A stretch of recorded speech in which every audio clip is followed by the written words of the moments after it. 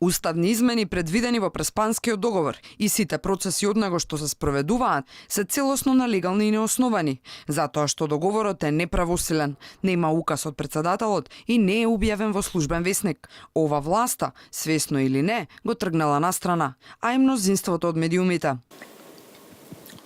Можеш да појасниш како мислиш дека не е правосилен? Бошњаковски не одговори за подписот кој фали, оној од председателот, па се обиде да релативизира.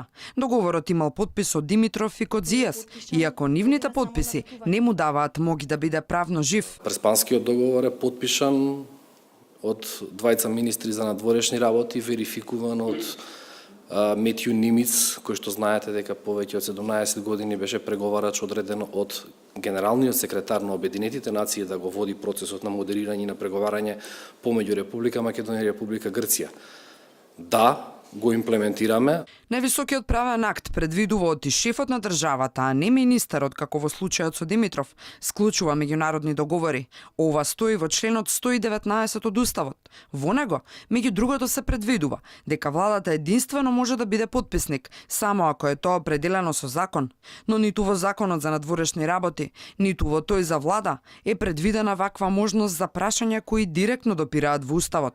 Од сето ова, произлегува дека спроведувањето на Преспанскиот договор е своевидно кривично дело. Но, очигледно е дека ваквата состојба се игнорира, па се реализираат промени токму на Уставот, баш заради неговата моќ, паралелно со неговото грубо кршење. Сосема легитимно останува дилемата.